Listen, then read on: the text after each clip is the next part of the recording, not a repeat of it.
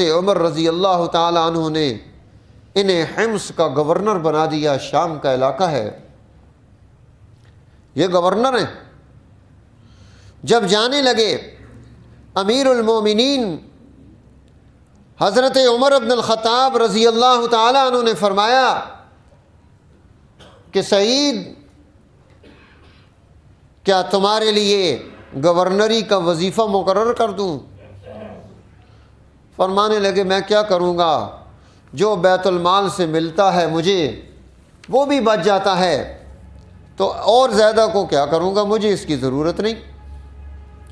Homs پہنچ گئے، governor ہیں وہاں کے۔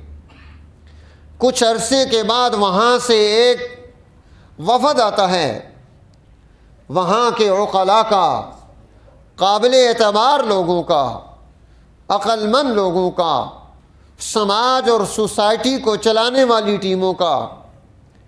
مدینہ منورہ میں حضرت عمر بن الخطاب رضی اللہ تعالی عنہ سے ملاقات ہے اس وفد کی۔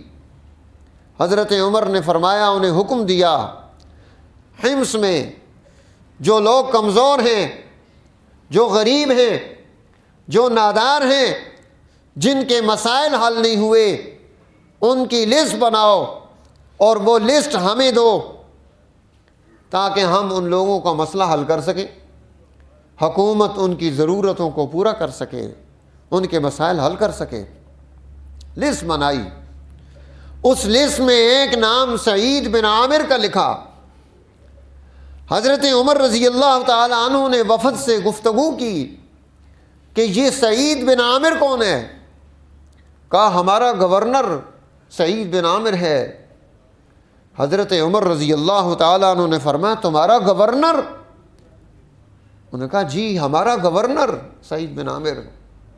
پھر حضرت عمر نے تعجب سے پوچھا کہ تم کیا کہہ رہے ہو؟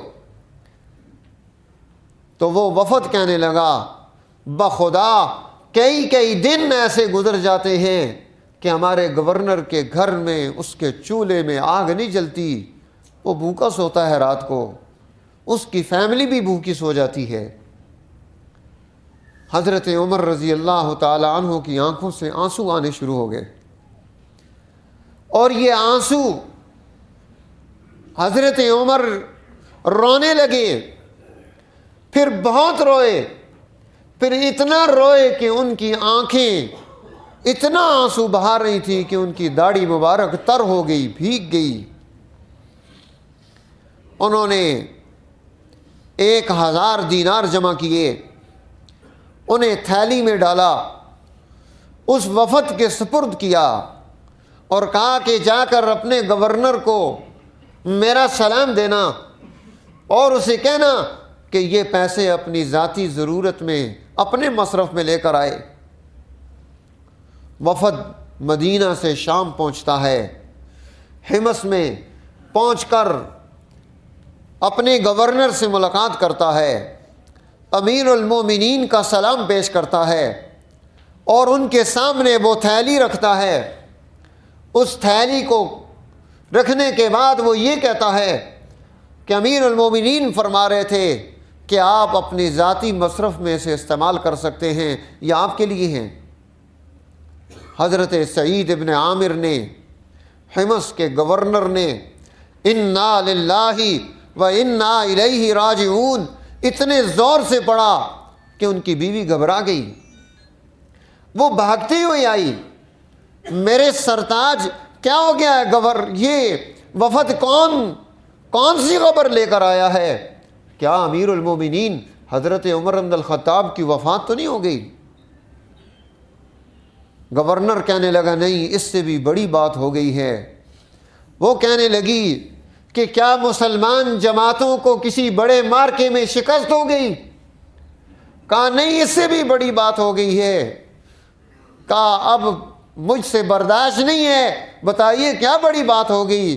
کہا یہ فتنہ یہ میرے گھر میں آ گیا ہے، یہ دینار کا فتنہ میرے گھر میں آ گیا ہے، یہ مال میرے گھر میں آ گیا ہے، کیا تو میری مدد کرے گی؟ کہا کیوں نہیں مدد کروں گی۔ وہ سارے پیسے اسی وقت اپنے بندے کو بلایا اور کہا جاؤ یہ ہمارے علاقے میں جتنے غریب لوگ ہیں ان میں تقسیم کرو۔ اسی وقت سارے پیسے وہاں کے غرباء میں تقسیم کرا دیے۔ کچھ عرصے کے بعد حضرت عمر رضی اللہ تعالیٰ عنہ کا شام کا دورہ تھا، وہ حمص پہنچے، لوگ جمع ہو گئے، وہ پوچھنے لگے کہ ہاں بھائی یہ جو تمہارے پاس ہم نے گورنر بھیجا ہے اس کی کوئی شکایت؟ انہوں نے کہا 4 شکایتیں ہیں ہماری، ہر شکایت دوسرے سے بڑی ہے۔ کیا شکایتیں ہیں؟ پہلی شکایت یہ ہے کہ یہ گورنر صبح دن چڑھے باہر نکلتا ہے، پہلے نہیں باہر آتا۔ دوسری شکایت کیا ہے؟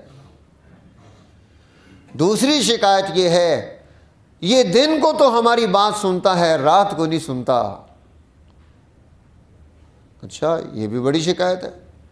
تیسری شکایت کیا ہے؟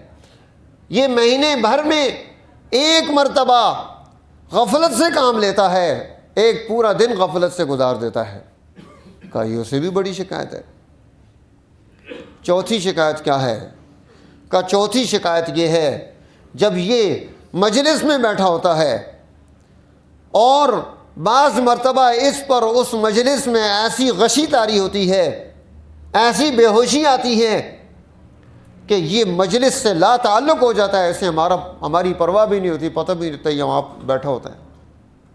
کہا یہ تو بڑی عجیب بات ہو گئی، کل صبح تم سب لوگ بھی اور گورنر بھی حاضر ہو جائے تاکہ ان شکایات کا ازالہ کیا جا سکے۔ صبح کی نماز کے بعد جمع ہو گئے لوگ، انہوں نے گورنر کے سامنے شکایتیں رکھیں کہ تیری قوم کے لوگ تیری یہ شکایتیں لے کر آئے ہیں۔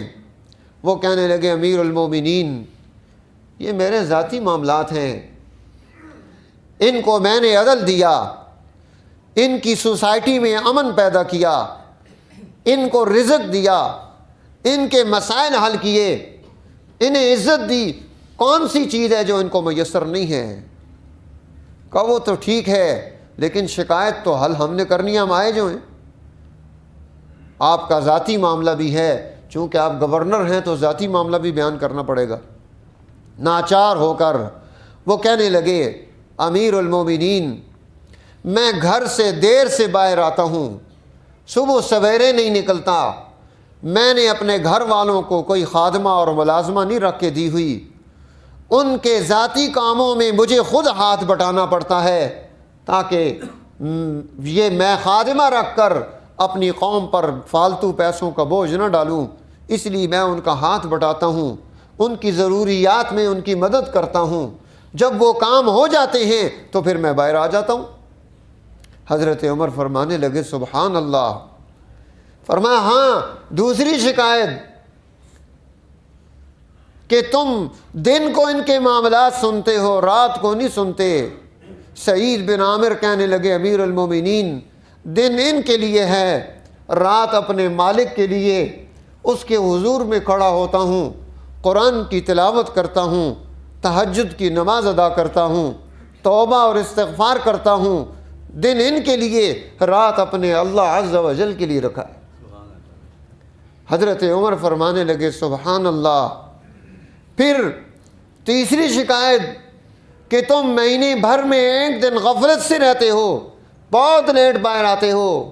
فرمانے لگے امیر المومنین میرا کوئی ذاتی ملازم نہیں ہے، نہ ہی میں نے کوئی سرکاری ملازم رکھا ہے، اور میرے پاس یہ تن پر پہنا ہوا ایک ہی جوڑا ہے، میرے پاس دوسرا جوڑا نہیں۔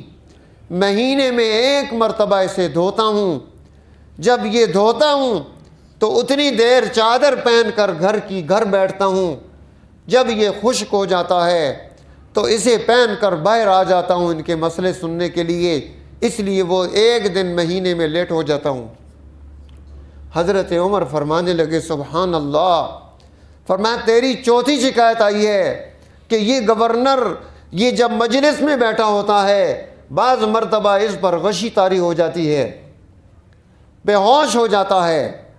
فرمانے لگے امیر المومنین خبیب ابن عدی کی موت کو، ان کی شہادت کو، ان کے اعضاء جو جسم سے یہ قریشی کاٹ کر پھینک رہے تھے، میں نے اپنی آنکھوں سے دیکھا ہے۔